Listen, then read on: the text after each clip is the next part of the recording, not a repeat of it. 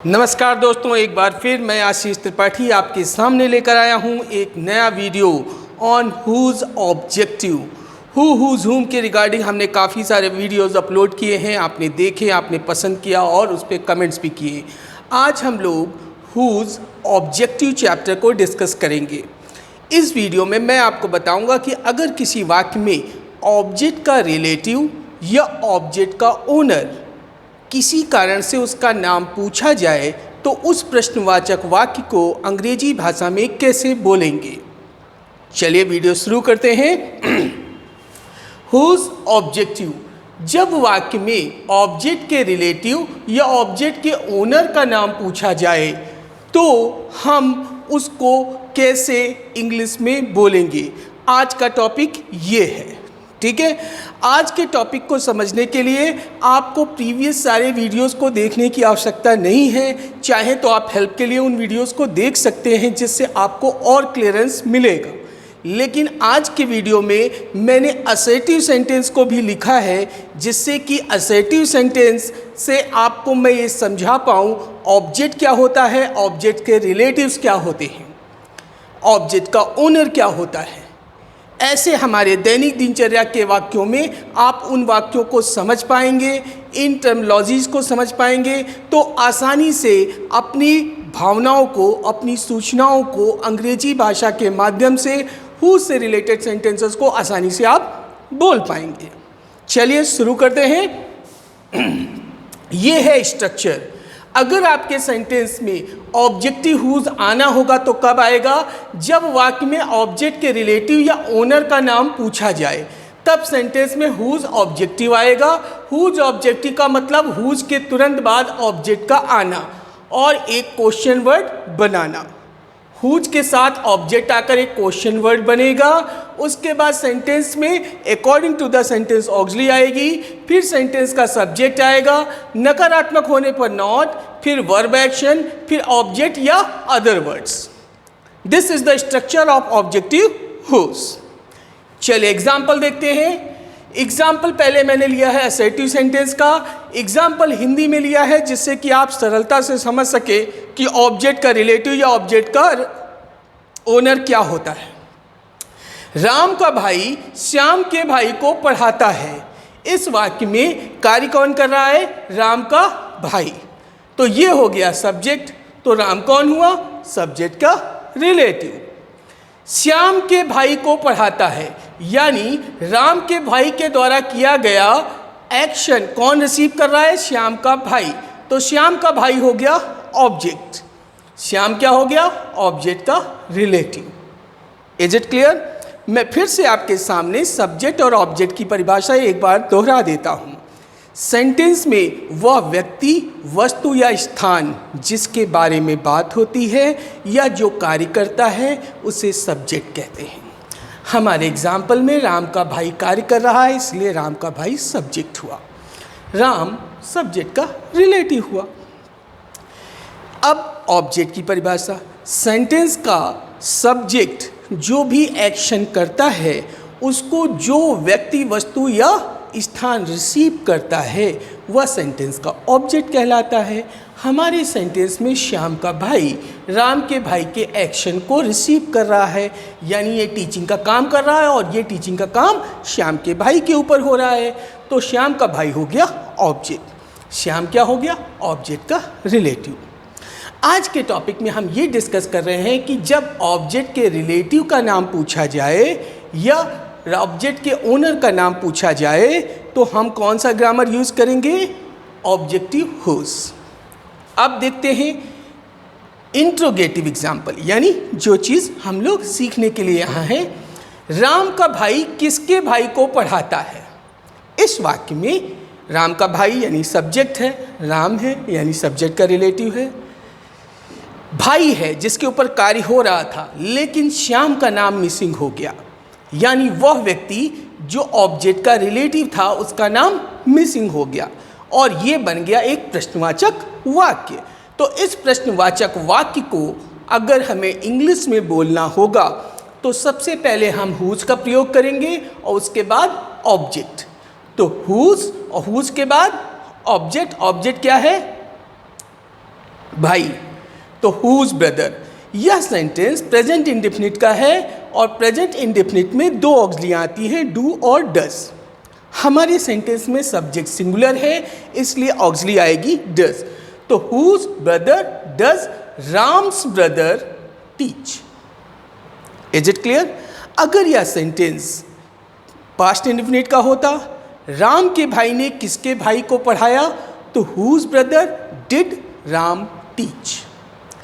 मैं किसके भाई को पढ़ाता हूं, मैं हो गया सब्जेक्ट, भाई हो गया ऑब्जेक्ट, ऑब्जेक्ट का रिलेटिव गायब है, तो ट्रांसलेशन क्या होगा, मैं किसके भाई को पढ़ाता हूँ। प्रेजेंट इंडेफिनिट का सेंटेंस है, ऑब्जेक्टिव हुज आएगा, whose brother do I teach.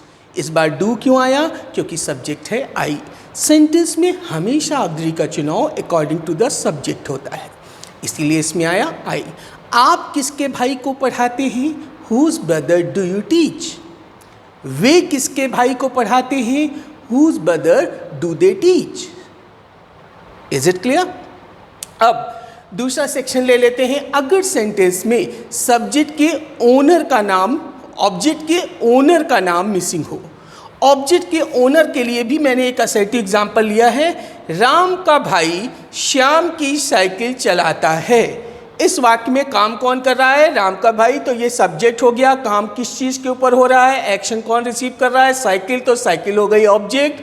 और ऑब्जेक्ट का रिलेट ओनर कौन है, श्याम। साइकिल का मालिक कौन है, श्याम, तो ये है।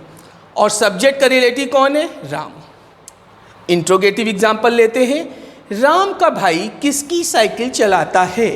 इस वाक्य में सब्जेक्ट है, सब्जेक्ट का रिलेटिव है, ऑब्जेक्ट है, लेकिन ऑब्जेक्ट का ओनर नहीं है। तो जब ऑब्जेक्ट का ओनर नहीं होता है तो ऑब्जेक्टिव हुज सेंटेंस में आता है। स्ट्रक्चर आपके सामने लिखा है, सबसे पहले हुज आएगा, फिर ऑब्जेक्ट आएगा। सेंटेंस में ऑब्जेक्ट क्या है, साइकिल, क्योंकि काम किसके ऊपर हो रहा है, साइकिल के ऊपर। हुज बाइसिकल प्रेजेंट इंडेफिनिट का है, तो ऑक्सिलरी क्या आ सकती है, डू या डज, क्योंकि सब्जेक्ट राम है तो does. Whose bicycle does Ram ride. मैं किसकी साइकिल चलाता हूँ, whose bicycle do I ride. आप किसकी साइकिल चलाते हैं, whose bicycle do you ride. वे किसकी साइकिल चलाते हैं, whose bicycle do they ride. ये प्रेजेंट इंडेफिनिट के एग्जाम्पल हो गए। अगर हम पास्ट इंडेफिनिट में देखें, हुज का प्रयोग, और अगर सेंटेंस में ऑब्जेक्ट का ओनर गायब हो, आप किसके घर में रहते हैं, in whose home do you live. मैं किसके घर में रहता हूं, in whose home do I live. Future indefinite में चलते हैं, राम किसके कपड़े लेगा, whose cloth will Ram take. Ram किसके जूते पहनेगा, whose cloth will Ram wear. अगर हम मॉडल ऑक्सिलरीज के एग्जाम्पल लेना चाहें, आपको किसके भाई को पढ़ाना चाहिए, whose brother should you teach. आपको किसकी साइकिल चलानी चाहिए, whose bicycle should you ride. आपको किसका मोबाइल यूज करना चाहिए, whose mobile should you use. आप किसका मोबाइल यूज कर सकते हैं, whose mobile can you use. आपको किसकी कार चलानी चाहिए थी, whose car should you have driven.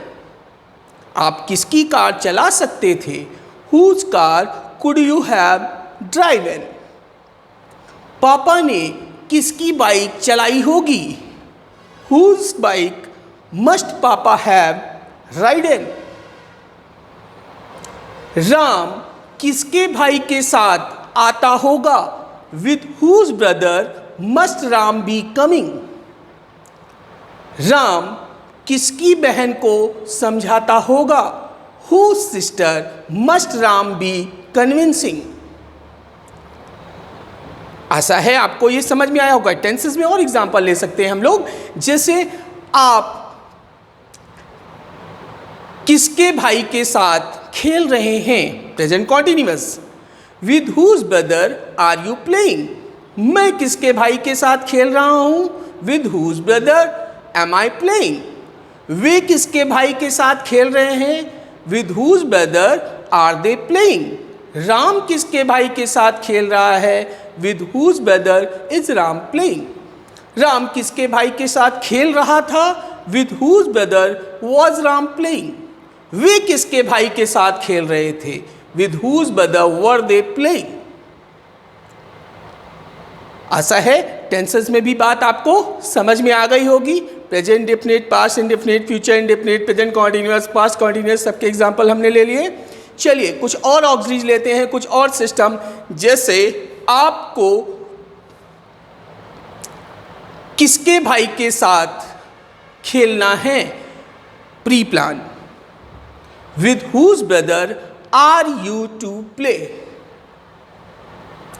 आप किसके भाई के साथ जाने वाले हैं? Immediate action. With whose brother are you about to go? आपको किसके बेटे को पढ़ाना पड़ता है? Whose son do you have to teach? आपको किसके बेटी को पढ़ाना पड़ा? Whose son did you have to teach? आपको किसके बेटे को पढ़ाना पड़ेगा? Whose son will you have to teach? Compulsion. आशा है कि इस वीडियो में हुज ऑब्जेक्टिव आपको समझ में अच्छे से आ गया होगा। फिर से रिपीट करते हैं, हुज ऑब्जेक्टिव का प्रयोग हम कब करते हैं? जब सेंटेंस में ऑब्जेक्ट तो प्रेजेंट हो लेकिन ऑब्जेक्ट का रिलेटिव या ऑब्जेक्ट के ओनर का नाम पूछा जाए तो हम हुज ऑब्जेक्टिव का प्रयोग करेंगे। स्टैंडर्ड इंट्रोगेटिव स्ट्रक्चर यूज करेंगे जिसके अंतर्गत सबसे पहले हुज प्लस ऑब्जेक्ट, फिर ऑक्सिलरी, फिर सब्जेक्ट, फिर नॉट, फिर वर्ब एक्शन, फिर ऑब्जेक्ट या अदर वर्ड्स। सेंटेंस को ट्रांसलेट करते वक्त हुज से पहले कभी कभी प्रीपोजिशंस आ सकते हैं। उस प्रीपोजिशन को आप लास्ट में भी यूज कर सकते हैं। जैसे कि आप किसके भाई पर हंसते हैं?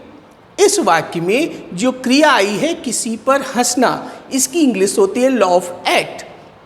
तो लॉफ के बाद आ रहा है एट, और एट किससे पहले आता है? ऑब्जेक्ट से पहले। जैसे मैं राम पे हंसता हूँ, आई लॉफ एट राम, तो राम ऑब्जेक्ट है। तो अगर राम का नाम गायब हो जाएगा तो सेंटेंस में इंट्रोगेटिव सेंटेंस हो जाएगा, और इंट्रोगेटिव सेंटेंस में जो इंट्रोगेटिव वर्ड होगा वो ऑब्जेक्ट के लिए होगा, और उससे पहले क्या आएगा? एट। राम से पहले एट आ रहा था तो इंट्रोगेटिव वर्ड से पहले भी एट आएगा। तो आप किसके भाई पर हंसते हैं? At whose brother do you laugh? और आप ऐसे भी बोल सकते हैं, whose brother do you laugh at? इसी तरह से खिल्ली उड़ाने के लिए होती है bemock at. At whose brother do you bemock? आप किसके भाई की खिल्ली उड़ाते हैं? या whose brother do you bemock at? आपने किसकी बहन की खिल्ली उड़ाई? At whose sister did you bemock? आप किसकी बहन की खिल्ली उड़ाएंगे? At whose sister will you bemock? या whose sister do you will you bemock at? इसी तरीके से जब किसी की शिकायत करनी हो और उस सेंटेंस में जिसकी शिकायत की जा रही है उसके रिलेटिव का नेम मिसिंग हो तो भी ऑब्जेक्टिव हुज आएगा, और ऑब्जेक्टिव हुज से पहले प्रीपोजिशन आएगी अगेंस्ट। जैसे पापा किसके बेटे की शिकायत करते हैं? अगेंस्ट हुज सन डज पापा कंप्लेन? लेकिन इसी जगह पर वर्ब सेम रहेगी, शिकायत करना, कंप्लेन। लेकिन अगर उस व्यक्ति का नाम आ जाए जिससे शिकायत की जा रही है उसका नाम गायब हो, पापा किसके भाई से शिकायत करते हैं? ध्यान से समझिएगा, पापा किसके भाई से शिकायत करते हैं तो प्रीपोजिशन बदल जाएगा। टू हुज ब्रदर डज पापा कंप्लेन? और अगर सेंटेंस ये हो पापा किसके भाई की शिकायत करते हैं तो अगेंस्ट हुज ब्रदर डज पापा कंप्लेन? जिस व्यक्ति की शिकायत होती है उस व्यक्ति के नाम से पहले अगेंस्ट प्रीपोजिशन आता है, जिस व्यक्ति से शिकायत होती है उस व्यक्ति के नाम से पहले टू आता है। और ऐसा भी हो सकता है कि एक ही वाक्य में दोनों आ जाएं। राम किसके भाई की शिकायत किसके पापा से करता है, तो against whose brother does Ram complain to whose papa. आशा है आपको सारी चीज़ें क्लियर हो गई होंगी। अगर आपको किसी प्रकार की कोई परेशानी आती है इस वीडियो को देखने के बाद, कमेंट बॉक्स में मेंशन करिए, उसके क्लियरेंस के लिए हम फिर से वीडियो अपलोड करेंगे। अभी तक आपका हमारे चैनल को, हमारे वीडियोस को बहुत प्यार मिला है। आशा है आगे भी आप ऐसे प्यार देते रहेंगे। पिछले कुछ दिनों में हम वीडियो नहीं लॉन्च कर पाए, अपलोड नहीं कर पाए, जिसका कारण कुछ व्यक्तिगत था, शारीरिक था, जिसके कारण हम वीडियोस नहीं बनाकर अपलोड कर पाए। आशा है कि आगे आपको लगातार हमारे वीडियोस मिलते रहेंगे, जिसकी सहायता से आप धारा प्रवाह अंग्रेजी बोलना सीख पाएंगे घर बैठे with the help of YouTube. अगर आपको ये वीडियो पसंद आया है तो आप हमारे चैनल को सब्सक्राइब कर सकते हैं। आशीष त्रिपाठी TCL ये चैनल का नाम है। बेल आइकॉन दबा सकते हैं, जिससे आने वाले वीडियोस के सारे नोटिफिकेशंस आपके मोबाइल पे आपको मिलते रहेंगे। आज की वीडियो में इतना ही, फिर मिलेंगे नए वीडियो में एक ज़बरदस्त topic that is passive voice उसके साथ जल्द ही। तब तक के लिए गुड नाइट, शुभ रात्रि, शब खैर, जय हिंद, जय भारत।